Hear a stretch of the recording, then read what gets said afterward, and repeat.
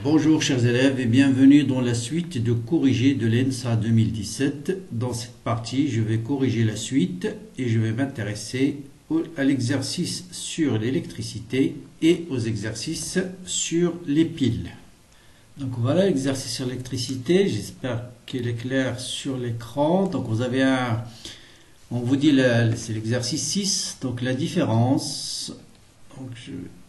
La différence de potentiel au bord d'un condensateur AB de capacité C égale à 0,1 microfarad et UAB égale 120 volts.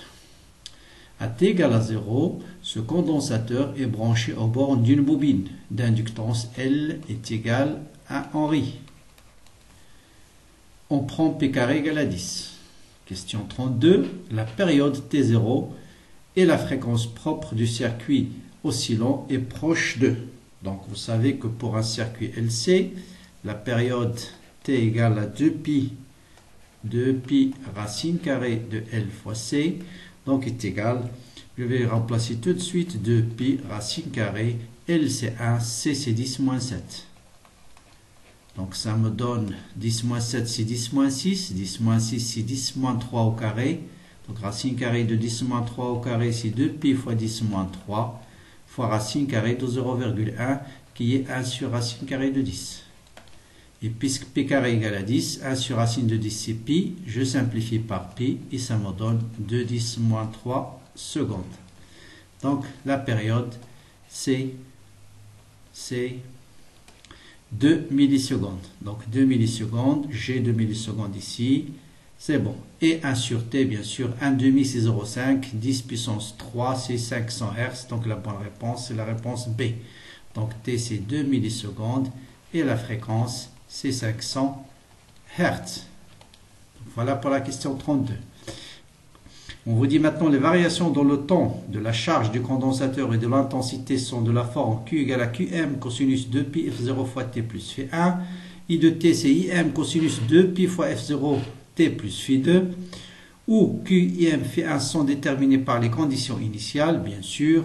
On vous dit les valeurs de QM et EM sont avoisinantes 2. Bon, pour QM, donc ça c'est la première question. La deuxième question, pour déterminer QM, bien sûr, il suffit de penser à UM, densité maximale, la tension maximale au bord du condensateur, c'est Qmax sur C. Donc QM, donc tout de suite, QM va être égal à UM. Je remplace tout de suite, il ne faut pas perdre du temps pour fois C fois 10 moins 7.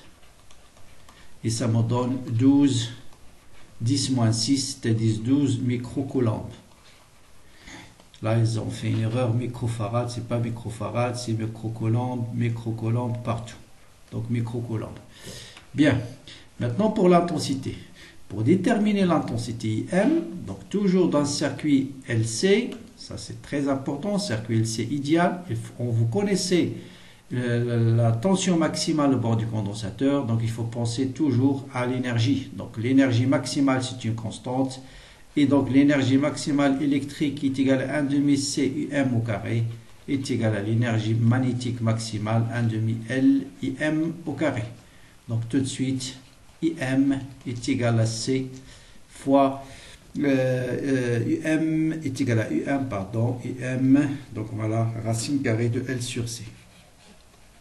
Je passe à l'application numérique, UM c'est 120 fois racine carrée de 10 moins 7, comme tout à l'heure, ça va vous donner 38 milliampères. Voilà pour IM. Et QM, donc 12 microfarads et 38 milliampères, 12 microcoulombs, pardon, et non pas microfarad, et 38, donc la réponse c'est la réponse D. 12 microcoulombs, 38 milliampères, parfait. Maintenant, on vous dit la charge prise par le condensateur à l'instant T1, ainsi que la valeur correspondante de l'intensité. Donc là, il faut avoir une idée sur comment évolue la tension et la charge dans un circuit LC. Je vous le rappelle, ceci. Voilà. Donc vous savez que à t égale à 0, bien sûr, le condensateur était chargé. Donc la charge va varier de cette manière-là. Il va de charge, ensuite de charge. Pour le courant, donc rappelez-vous, hein, condensateur, le courant, donc le condensateur, et vous avez ici la bobine. Et pendant la charge, le courant était dans ce sens-là. Donc le condensateur est chargé. Quand on ferme l'interrupteur, il y a un courant qui circule dans le sens inverse. Donc le courant il est négatif. Donc il va démarrer par 0. Là où la charge va s'annuler, lui il va devenir maximal. Et là où la charge est maximale, le courant va devenir nul. Et ainsi de suite. Donc ça c'est I et ça c'est Q. Or, c'est quoi ce T1 millisecondes? Donc T1, c'est tout simplement la période divisée par 4. Un quart de la période. Donc voilà une période. Donc vous voyez bien qu'un quart de la période, c'est ce point-là. Et en ce point, vous avez bien sûr la Q égale à 0 et I est égal à sa valeur maximale et négative. Donc tout de suite, je coche la réponse D. Sans faire, juste en se rappelant un peu comment évolue la charge Q et le courant dans un circuit LC. Je vous rappelle, donc le condensateur était complètement chargé et se décharge à travers la bobine. Et à T égale à 0, le courant il est négatif. Ah, le courant il est négatif parce qu'il circule dans le sens inverse. Et pendant que la charge s'annule, le courant devient maximal. Et pendant la charge atteint son maximum dans le sens opposé, le courant s'annule. Donc on peut déduire tout de suite la valeur de Q et de T. Donc voilà pour cet exercice d'électricité.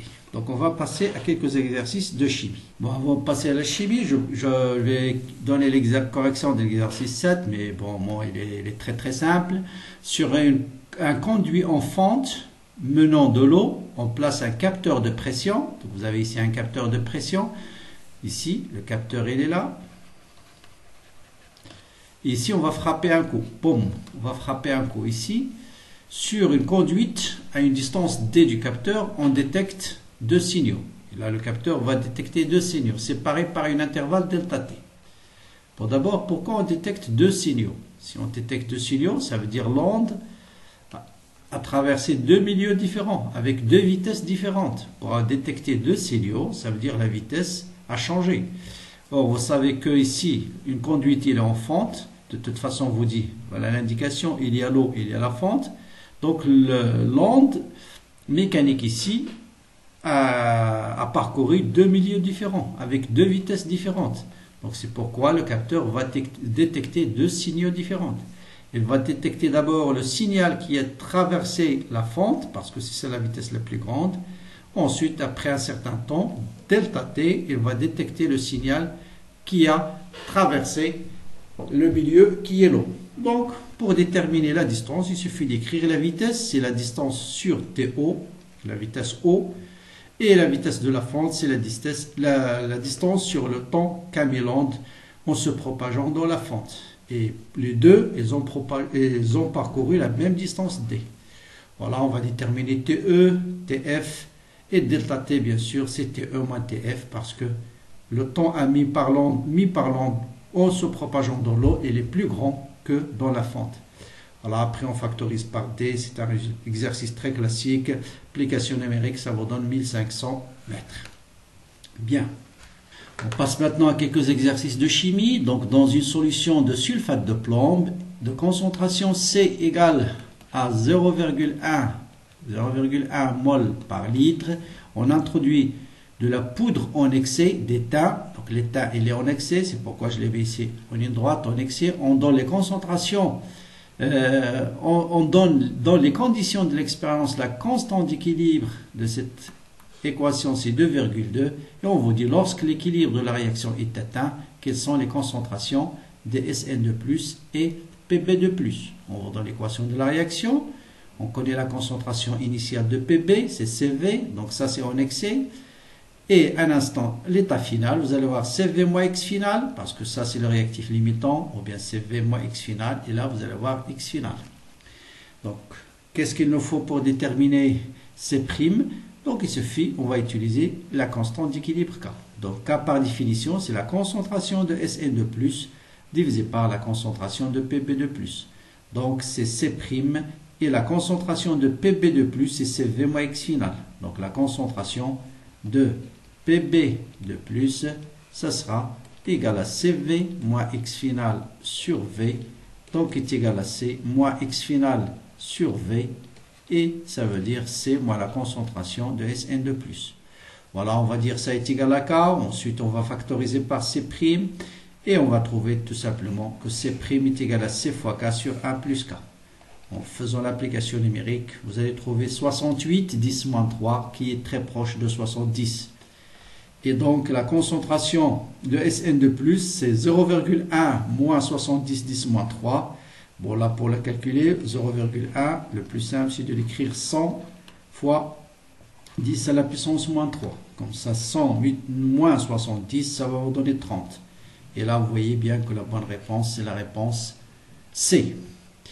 Toujours dans les piles, on considère le pile de zinc, plombe de zinc qui débite dans le sens spontané. Donc là, on est dans les cas des piles.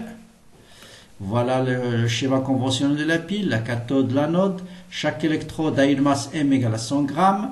La solution de chaque demi-pile ont une concentration, donc même masse, même concentration et un volume, et même volume. Pendant combien de temps la pile peut-elle débiter un courant électrique? Donc ça veut dire il faut déterminer X max, hein, le temps maximal que la pile va fonctionner, et il va fonctionner jusqu'à ce que une électrode n'existe plus, hein, la consommation de l'électrode complète, en général de Pb2+, lorsqu'il n'y a plus de Pb2+ en solution. Bien sûr, puisque Pb c'est la cathode, donc c'est une réduction à la cathode, donc l'équation au niveau de la cathode c'est Pb2+, plus 2 électrons va donner Pb solide, c'est une réduction à la cathode. Et là, tout simplement, ce qu'il faut chercher, c'est la relation entre X et le nombre de moles d'électrons. Et vous voyez bien que le nombre de moles de Pb solide, de Pb2+, le nombre de moles d'électrons, c'est 2 fois Cv. Donc là, Cv, c'est le nombre de moles de Pb2+, et le nombre de moles d'électrons, c'est 2x. Voilà, cette équation ne suffit pour résoudre l'exercice. On sait que la quantité de charge d'électrons échangés sur le nombre de moles d'électrons fois le farad est égal à I fois delta T. Bien sûr, la pile va s'arrêter lorsqu'il n'y a plus de Pb2+. Ça veut dire à la fin, vous allez avoir 0. Donc, normalement, c'est Cv moins X, 2x. Et à l'état final, je vais avoir 0, 2 Cv fois V. 2 Cv fois V, d'accord? Donc la concentration, nombre de moles d'électrons, c'est 2 C fois V. C'est pourquoi je l'ai écrit ici 2 C fois V. Ah, parce que on vous dit jusqu'à l'arrêt de la pile. L'arrêt de la pile lorsqu'il n'y a plus de Pb2+ en solution. Très bien. Donc voilà, vous avez delta T, nombre de moles d'électrons fois la farad sur I. Après, vous remplacez nombre de moles d'électrons par 2 fois la concentration fois le volume, multiplié par la constante de farad, divisé par 0,8. Ça va vous donner 2,68 heures, qui est très proche de 2,7. Donc la bonne réponse est la réponse B. Donc vous voyez dans les piles, toujours ce qui est très important, c'est d'écrire une demi-équation correcte, de chercher le nombre de moles d'électrons en fonction de X. Et vous allez voir, c'est toujours le même principe. Donc là, on est en électrolyse, on est dans le pile, mais le principe c'est toujours le même. On va dans l'équation de l'électrolyse. Quelle masse d'aluminium obtient-on si un courant I traverse le bac d'électrolyse pendant 70 heures? Donc là, il faut à partir de là écrire les demi-équations qui se passent au niveau de chaque électrode. Donc là, vous avez l'oxyde Al2O3, le couple Al2O3 Al et le carbone CO2. Donc là, pour avoir cette réaction, je dois avoir Al2O3 qui va donner l'aluminium solide. Donc on commence par équilibrer les atomes, 2 fois aluminium. Ensuite, on équilibre l'oxygène par l'eau. Ensuite, on équilibre les hydrogènes en ajoutant des H+. À la fin, on équilibre les charges en ajoutant des électrons. Et vous voyez bien que le nombre de moles d'électrons, c'est 10x. Et le nombre de moles d'aluminium solide, c'est 2x. Donc le nombre de moles d'électrons, c'est 3 fois le nombre de moles d'aluminium solide. Voilà la clé, c'est ça. Avec ça, vous pouvez tout résoudre. Donc si je connais le nombre de moles d'électrons, je peux déterminer, bien sûr, on me dit, je connais le courant et je connais le temps, donc je peux déterminer le nombre de moles d'électrons qui a traversé, qui est mis en question pendant ce temps-là. Donc là, c'est I fois T sur le farad. Et ce nombre de moles d'électrons, c'est 3 fois le nombre de moles d'aluminium solide formé. Donc je peux déterminer le nombre de moles d'aluminium qui est la masse divisée par la masse molaire. Donc je peux déterminer la masse d'aluminium formé. La masse, c'est égal à la masse molaire fois le courant fois le temps sur 3 farad. Et ça vous donne 16,11 kg. Donc j'ai ici le mot 16. C'est très bon. C'est bon. D'accord? Donc voilà, on démarre ici avec N0. Ici vous avez 0. N0 moins X. Ici vous avez 2X. Et l'essentiel, c'est de trouver quelle est la relation. Je dois chercher quelle masse d'aluminium formée. Donc, je dois chercher la relation entre le nombre de moles d'électrons qui a circulé dans la pile et le nombre de moles de l'aluminium solide. C'est toujours le même principe dans les piles.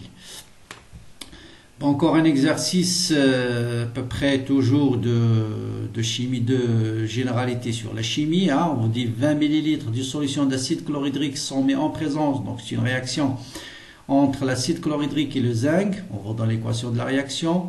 On vous donne le nombre la masse initiale du zinc. Donc, je connais le nombre de moles initial du zinc. C'est petit m divisé par la masse molaire.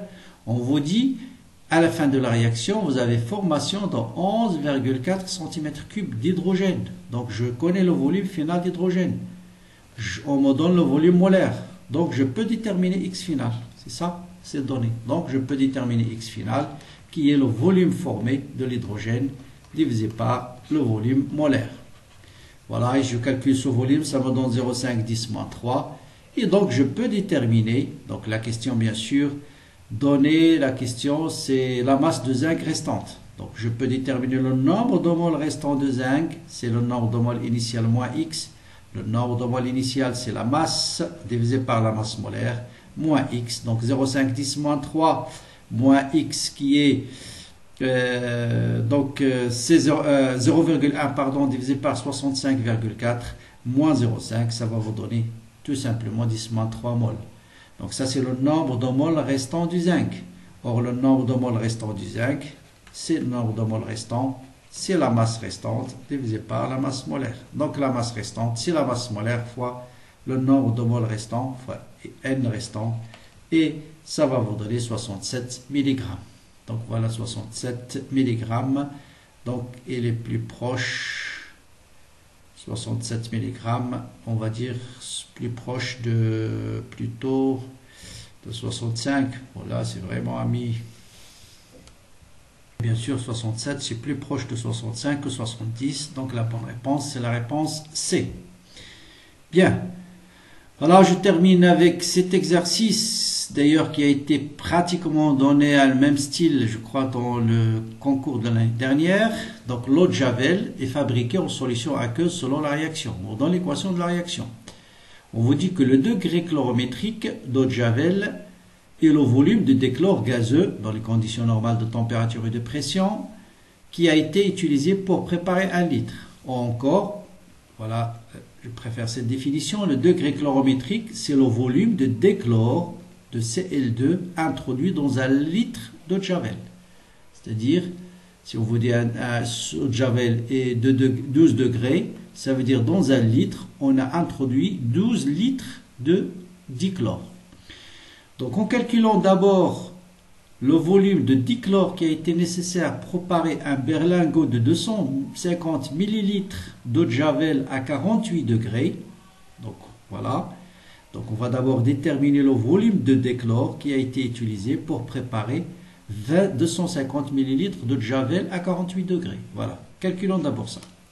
Donc j'ai le volume que je dois préparer, c'est 250 ml de degré 48. Ça veut dire quoi? Ça veut dire, je sais que 1 litre, degré 48, ça veut dire 1 litre de Javel correspond à 48 litres de Cl2. Donc, dans 0,25 litres, c'est-à-dire 250 ml, j'ai X volume de déchlore. Et donc, je calcule X par règle de 3, et ça me donne 12 litres de Cl2. Donc, pour préparer 250 ml de Javel à 48 degrés, j'ai besoin de 12 litres de Cl2. Maintenant, déterminer la concentration des ions Cl- et des ions Cl- de cette eau qui a été préparée. Donc, je connais le volume de déchlore, qui a été utilisé. de déchlore, voilà, volume 12 litres. Maintenant, vous voyez bien que X final ici, là, il est le même pour ClO- et non pour Cl-.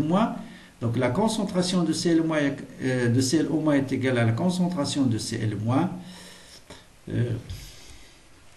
Donc vous voyez, donc si je démarre avec N0, le nombre de moles de dichlore, donc puisque c'est une réaction ici qui est totale, donc le nombre de moles de dichlore initial, ça sera le nombre de moles de ClO- et de Cl- final. Donc la concentration de Cl- et de Cl-, ce sera le nombre de moles de dichlore divisé par le volume. Le volume, bien sûr, on vous dit ici le volume quelque part, c'est...